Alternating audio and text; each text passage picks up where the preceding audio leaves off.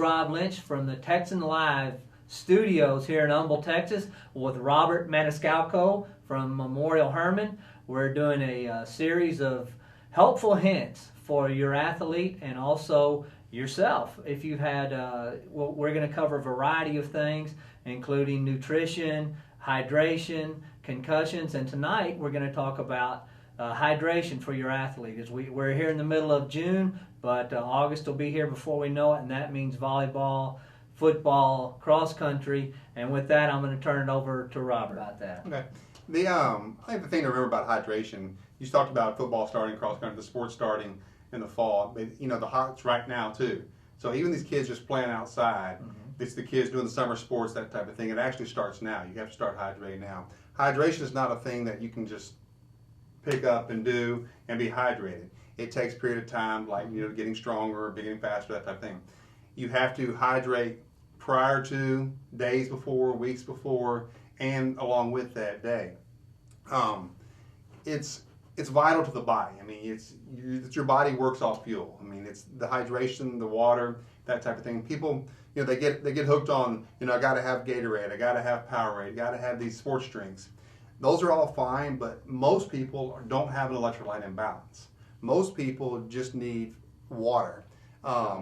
Basically, the general rule of thumb is that you need to drink at least half your body weight in ounces of water a day. Now, that's for the layperson. That's just the layperson. That's not that. So if you're a 100-pound athlete, you need to be, 100-pound person, you need to be drinking 50 ounces of water a day.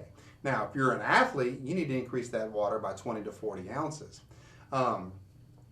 Yes, other beverages have fluid in them. People, well, I think 3 Cokes this morning, and I had, a glass of water, and I said, well, you got to stay away from the caffeine. Caffeine is a dehydrator. Coffees, teas, Cokes, all those type of things are dehydrators. They take water out of you. Your energy drinks, another bad idea. Those are not only do they not help with hydration, but they're also heart accelerators. They make your heart start beating faster. And again, it takes everything together to make your body work to its optimum level. And if your muscles aren't hydrated properly, that's the first place fluids will get pulled from is your muscles. So you're going to start getting the cramps, and if it goes to exhaustion or heat stroke or something like that, we won't even get into all those. But your body has to be hydrated. How do you tell your body's hydrated? Yeah. We were talking about this earlier. It's not rocket science. The easiest way to tell is they have color charts, and you look at the color of your urine. If your urine is clear, you're hydrated. If it's a darker brown, iced tea looking, even a darker yellow, you're probably dehydrated. I think that's something that I had never heard until you said that earlier today, and I think that's one thing that we'll have a chart on this video, and that a parent, especially with a younger parent, a younger child, can go and check that in the child's urine when he comes home. Talk about some other things that a parent can look for when the kid comes home from practice, cross country, football, volleyball, whatever the case may be. What are some other signs that a parent can look for? Even before I get to that, you mentioned a good point here a second ago. Well, it's it really doesn't matter the age of the athlete, or the age of the person for that matter. Just because he's just playing 7-year-old football, 7-year-olds still dehydrate. NFL players dehydrate. It doesn't matter where you're at. You have to make sure you hydrate. What do you look for when a kid comes home? Obviously if they have a hard workout, they're going to be tired. But that's also a sign of dehydration.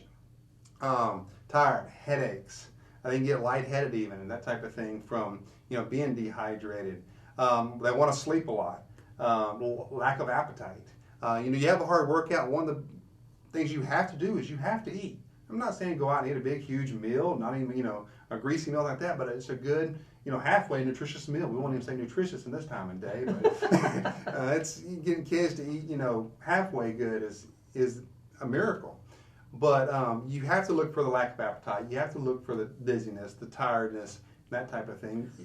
If the kid does come home, he's asleep, and they do check the urine, and there is a problem, what should they do first? Should they take him to the emergency room? Is there a number they can call, or what would be the best plan of attack if a kid comes home like that? Well, I would say a majority of the population is probably dehydrated.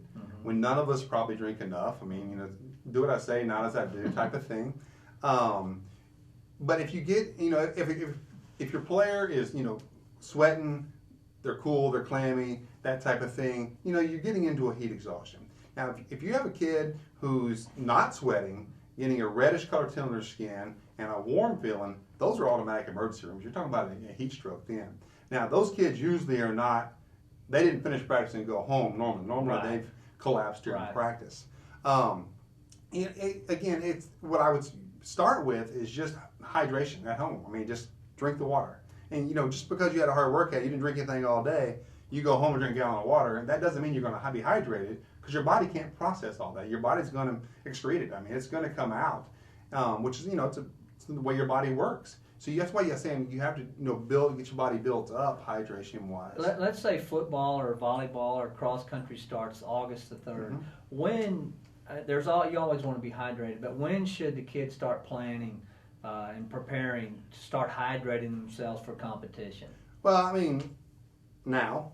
Mm-hmm. I mean, it's like I say, stay hydrated every day. It would be the optimal answer. Now, we all know that's probably not a practical answer. You have so many kids playing club sports all during the summer, whether it's summer league baseball, club volleyball, club soccer, that type of thing, and this dehydration just builds up and builds up and builds up. I was telling you earlier, one of the general rules of thumb that I used to use in the high school setting was in football. I had kids that were chronic crampers. Mm-hmm. They were just, you knew those kids were going to cramp. They knew they were going to cramp.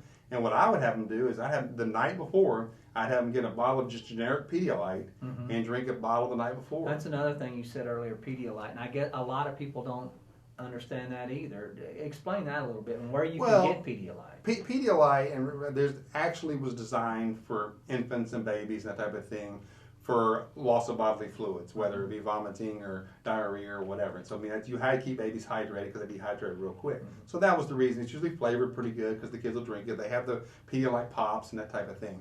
Pedialyte's just one of the name brands. I mean, you can buy Pedialyte, that's great, but I always feel buy the generic. At Walmart, it's, $2 cheaper. And it's but you would start with that. It has electrolytes in it. Mm-hmm. It's been FDA approved, and this checked. But I would make the kids drink a large bottle of that the night before. And then during the school day, they'd carry around one, drinking one during the school day, and take another one for halftime to drink at halftime.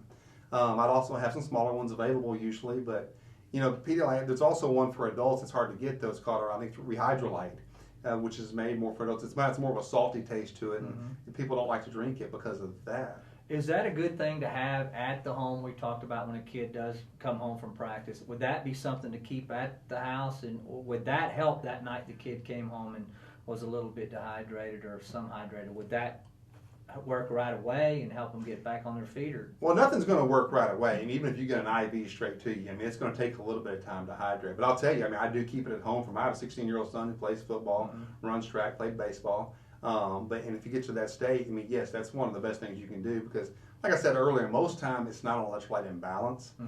It's more of just a fluid replacement. But it has the Pedialyte and stuff like that has the good balance. Gatorade has the good balance. There's good or bad. I like Pedialyte because it's cheap and it's readily accessible, and you can get it at any pharmacy. You can get it, like I said, at Walmart, most grocery stores, anywhere. What would be the difference between a Pedialyte and a sports drink, a Gatorade, a Powerade? What would be the difference in that? I really don't know the exact. I mean, I know that everybody's going to sell their own product. Right. I kind of gone by what has worked for me. I don't know the specifics of the contents of each deal. I will say something about Gatorade is Gatorade has a Sports Science Institute that they actually evaluate, test, and everything.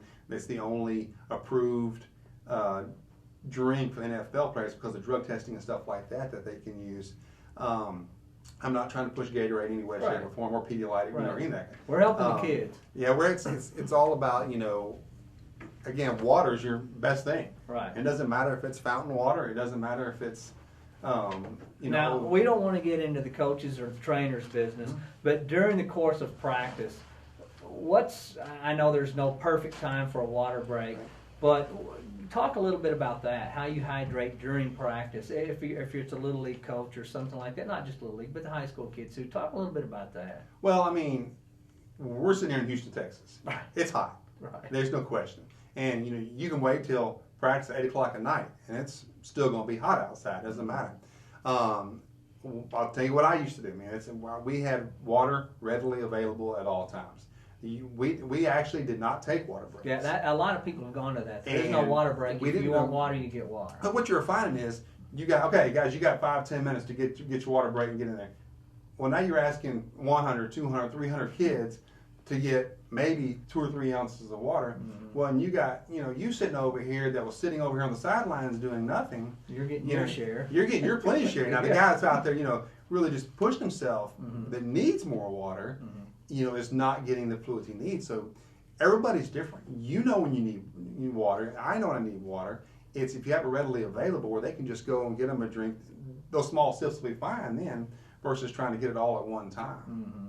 We talked earlier about, and when a kid at a ball game or something like that comes and gets his drink of water, he doesn't drink that water most of the time. You can watch it in the pros and the high schools.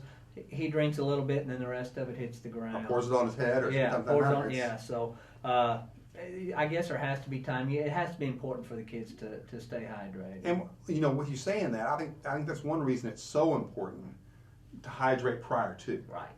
Because you're not going to be able to hydrate right. during the event. Mm-hmm. You have to be hydrated going into it, and then afterwards.